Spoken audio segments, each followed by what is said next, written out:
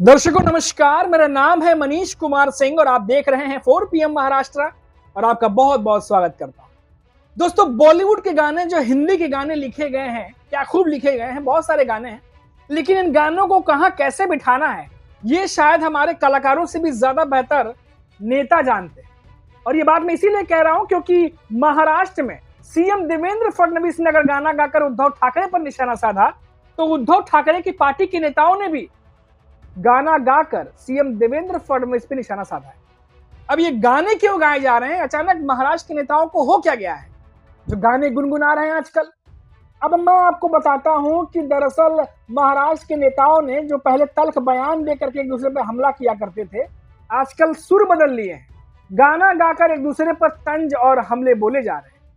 अब महाराष्ट्र में इन दोनों मामला, जो सियासी मामला है, वो गरमाया इसीलिए है क्योंकि मुख्यमंत्री देवेंद्र फडणवीस ने मुंबई महानगर पालिका चुनाव का शंखनाद करते हुए शिवसेना यूबीटी जो पार्टी है उनके प्रमुख उद्धव ठाकरे पर निशाना साधा। उन्होंने गाना गाते हुए उद्धव ठाकरे पर तंज कसा। इसके बाद विपक्ष ने सीएम पर पलटवार किया। शरद गुट की जो सांसद है सुप्रिया सुले, उन्होंने भी कहा कि मुख्यमंत्री को इस तरह बात नहीं करनी चाहिए थी।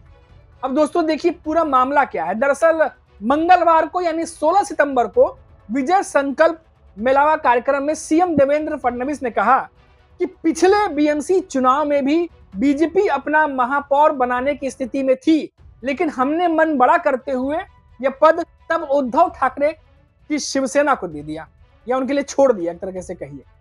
अब दोस्तों जब देवेंद्र फडणवीस ऐसी बात करेंगे तो जाहिर तौर पर उद्धव ठाकरे का रिएक्शन आएगा, वो भी बताएंगे, लेकिन सुनिए पहले देवेंद्र फडणवीस आगे क्या कहते हैं।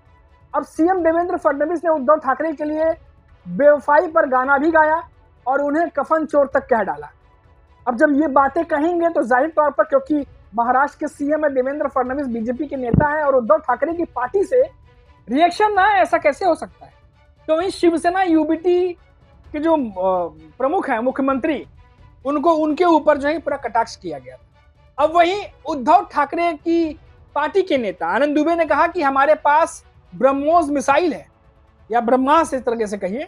सुप्रीम कोर्ट से लेकर WHO ने हमारे काम की तारीफ भी की है और उन्होंने गाना गाया कि दुश्मन न करे दोस्त ने वो काम किया है, उम्र भर का गम हमें इनाम दिया है।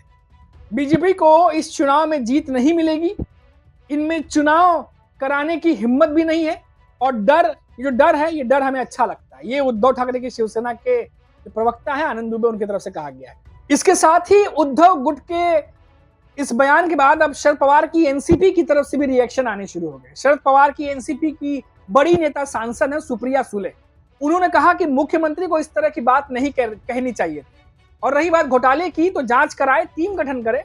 मुख्यमंत्री को बोलने से पहले सोचना चाहिए क्योंकि उस दौर में अगर घोटाला हुआ होता तब के कुछ मंत्री और नेता अब आपके साथ हैं तो क्या वो सही हो गए? देवेंद्र फडणवीस से इस बात की उम्मीद नहीं थी। अब विपक्ष जो है देवेंद्र फडणवीस के बयान को लेकर के अब हमलावर है। अब दोस्तों देखिए मामला दरअसल ये है कि पिछले काफी समय से महाविकास अघाड़ी और महायुति, इन दोनों ही गठबंधनों के बीच में तू मैं लगातार चल रही है और उद्धव ठाकरे, संजय राउत, शरद पवार की एनसीपी से बात करें तो रोहित पवार लगातार देवेंद्र फडणवीस पे हमलावर है।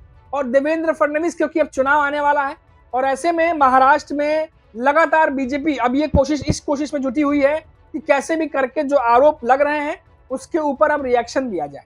अब जैसे दोस्तों देखिए कि देवेंद्र फडणवीस अब जिस तरीके से उन्होंने कहा कि जो उद्धव ठाकरे हैं, जिस तरह से उनके बारे में कहा कफन चोर और बाकी चीजें कही हैं, अब उद्धव ठाकरे के साथ में जो नेता हुआ करते थे पहले, कई सारे नेता महायुति में आ गए हैं। तो जब ये बात महाविकास अघाड़ी पर जब बीजेपी लगाती है, जब ये आरोप लगाती है, तो ये बात बिल्कुल सोचना चाहिए कि भाई उस समय के बहुत सारे नेता हमारे पार्टी में भी हैं। अब देवेंद्र फडणवीस, नरेंद्र मोदी, देश के पीएम, यही लोग कहते थे अजीत पवार के बारे में, चक्की पीसिंग वो वीडियो यूट्यूब पर भी है।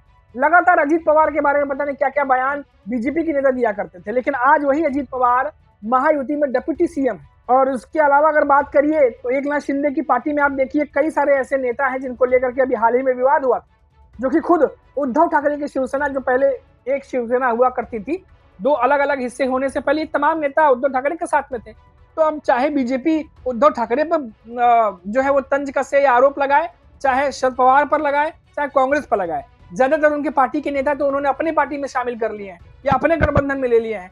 तो अब सामने वाले पर हमला करने से पहले ये भी देखना होगा कि भाई हमारे पार्टी में भी तो तमाम नेता इधर आ गए हैं। वही बात यहाँ पर शरद पवार की एनसीपी की बड़ी नेता जो सुप्रिया सुले हैं वो कह रहे थे। अब दोस्तों यहाँ पर एक चीज और मैं आपको बताता हूँ, शरद पवार की एनसीपी से रोहित पवार ने भी हाल ही में बहुत सारे भ्रष्टाचार के आरोप बीजेपी पर लगाए हैं।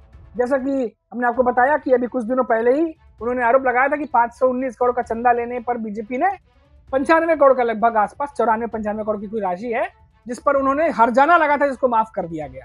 और इस पर पूरे डॉक्यूमेंट और दस्तावेज दिए हैं रोहित पवार ने, उनकी तरफ से कहा गया है।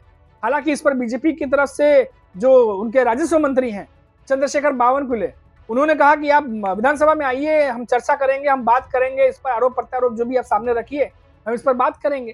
तो अब दोस्तों जब ऐसी बातें हैं तो सुप्रिया सुले जो कह रही है वही करना चाहिए। जांच कमेटी बैठाइए, जांच बैठाइए, दूध का दूध और पानी का पानी होने दीजिए।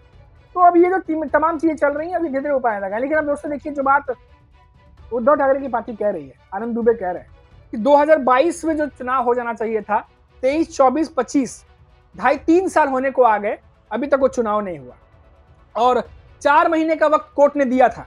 दोस्तों ताजा अपडेट मैं आपको देते चलता हूं कि 4 महीने का वक्त कोर्ट ने दिया था कि 4 महीने के भीतर जो है वो निकाय चुनाव करा लीजिए, लेकिन अभी तक नहीं कराया गया। अब वो 4 महीने का जो समय था वो समाप्त होने की कगार पर जब आया तो फिर जाकर के जो तमाम अधिकारी हैं वो जाके कह रहे हैं कि थोड़ा और मोहलत दे दीजिए। अब कोर्ट की तरफ से कहा गया है कि आप क्या चुनाव करवाने के लायक नहीं है, सक्षम नहीं है, और 4 महीने का वक्त दिया गया था, उसके बाद आप फिर आ रहे हैं, 4 महीने का वक्त निकलने में 10 दिन बाकी है तो आप आ रहे हैं कि और समय दीजिए। तो इसको लेकर के कोर्ट से एक तरीके से फटकार भी लगी है, क्योंकि 4 महीने का समय दिया गया था और 2022 में चुनाव होने थे, लेकिन डिले होते गए और अब 2025 चल रहा है। इसमें भी अब कहा जा रहा है कि साल के आखिर तक अब जो है हो सकता है कि चुनाव हो। ये 4 महीने का समय दिया गया, ये तो निकलने वाला है। तो अब ऐसे में चौतरफा जो है वो बात अब होने लगी है। महाराष्ट्र में बहुत सारी चीजें ऐसी हैं दोस्तों जो उस तरीके से नहीं है जैसा कि बीजेपी दावा करती है। बहुत सारी चीजें, सरकारें आती हैं जाती हैं, लेकिन जो बंदोबस्त चीजों को लेकर के जो दिखाई देना चाहिए वो नहीं दिखता है। जैसे अभी हमने आपको कुछ दिन पहले बताया था कि महाराष्ट्र में जो बेसिक है, चाहे वो किसानों का मुद्दा हो, चाहे जो समाज में व्याप्त जो अभी ओबीसी और मराठा आरक्षण को लेकर चल रहा है ये हो, इन मूलभूत बातों पर जो बेसिक है, बेसिक पर बात करने की जगह नेता हवाई बातें ज्यादा करते हैं, बड़ी बड़ी पिक्चर दिखाते हैं, ये हो रहा है, वो हो रहा है, यहाँ पर ये चलेगा, वहां पर वो उद्घाटन होगा, यहाँ इतने करोड़ का हो गया। लेकिन जो बेसिक है, किसान जैसे आत्महत्या कर रहे हैं, अभी शरद पवार ने कल भी उस पर बयान दिया है और फडणवीस सरकार पर आरोप लगाया है कि आप किसानों की अनदेखी कर रहे हैं। तो बेसिक ध्यान न दे करके तमाम ऊपर हवाई चीजें जो है वो की जा रही हैं। तो इसको लेकर भी महाराष्ट्र में सियासत गर्म है। अब ऐसे में क्योंकि निकाय चुनाव को लेकर के और बीएमसी चुनाव को लेकर के तैयारियां तेज है, तो ऐसे में फडणवीस सरकार बिल्कुल भी नहीं चाहेगी कि विपक्ष जो है वो हम पर हावी हो। और इसीलिए ये जो पहले की बातें हैं, क्योंकि बीजेपी पर जब भी हमले तेज होते हैं तो बीजेपी पीछे के गड़े मुर्दे उखाड़ती है, पीछे की चीजें निकालती है। और वही चीज यहाँ पर फिर से जो है वो सीएम देवेंद्र फडणवीस के बयान में दिखाई दिया है। अब हालांकि ये आगे कैसे तूल पकड़ेगा मामला, क्योंकि विपक्ष काफी हमलावर है, वो हम भी देखेंगे। लेकिन फिलहाल अभी के लिए इतना ही। आप देखते रहिए 4 PM महाराष्ट्र, और लौटेंगे तो बात करेंगे फिर किसी बड़ी खबर पर। और चैनल पर नए हैं तो जैसा मैं हमेशा कहता हूं कि चैनल को सब्सक्राइब कर दीजिए ताकि अगली वीडियो जब हमारी अपलोड हो तो उसका नोटिफिकेशन आपको मिल जाए। नमस्कार।